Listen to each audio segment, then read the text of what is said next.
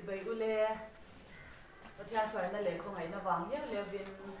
mình sản đâm tôi ra lâu biang cần lăn qua Isua Krista biang sam phap cần lâu này lệ ta lệ mấy cái chuyện này mình lâu được saka mình lâu thiệt sắc thu giống giống thế hiện nay lòng thu có sinh một là abikin Christmas là million views thế là ông về tận ngoài này cái cái bát thiên lệ năm mani vàng anh thì kan share kan lom thế hiện nay lòng thu kan sinh một là này chọn cái giải thế mình lâu thiệt chung giống sắc dễ turin cái miền du bốc chewa he hun long tak lo khem tur Christmas hian kim le lom tak mang turin lu samna kan han chewa in zawai in Christmas ti bai kan bok cheu ni hey Christmas kan lo nai le ta hle meya chhungkua alom thu soina le Christmas ti bai buk cheu kan du a chhungkua in London chuan Christmas theme in bel veila kan tia ke kor kan thui mal ani he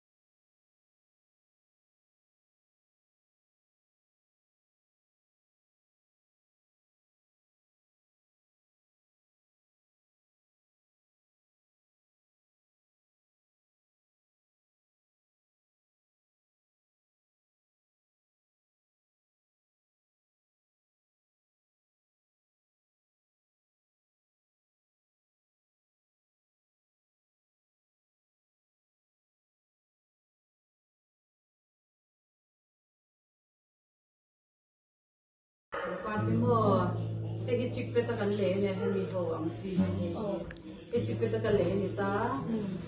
Chuan, se hem ho bi chu, hemi ang ho bi chu Christmas tree pakhat kan mang kan chip cha to. Tree quay để ta. Tree po hi chip beta mi tho ni ta. Anh trời. Commercial bela chuan ai ang pui tho ya mo. Ma se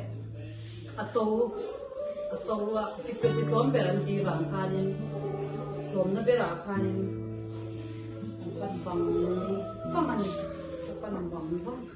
qua đi cái thì thảm em lâu na mà sẽ nòng cái thì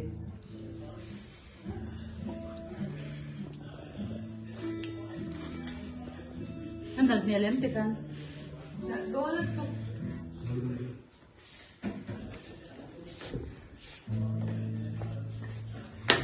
Cái gì cái gì bị về xiêm xiêm. bây giờ xem cái thảm em lâu cái tiệm mà sẽ anh nòng cái thì tốt và mà sẽ chạy đón thôi hiện mình rồi trả hình ai mình rồi trả này lâu cho nên đúng thu sao mình anh đặt tắc thấy liền cho xí lâu mà này tụi này giờ cần thao tác anh này là em lâu mấy cái mà sẽ anh này anh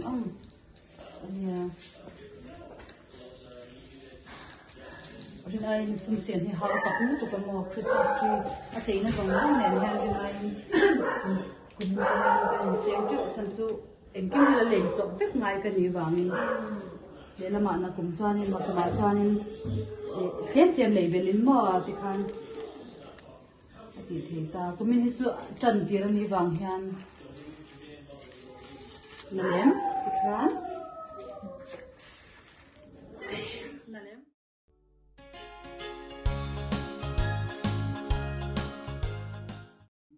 lawmthu soinan le Krismas chi bai buk nan kan ron zai dona a sound ero du thu a sam lova angai thlak dan tok in lo thiam don nia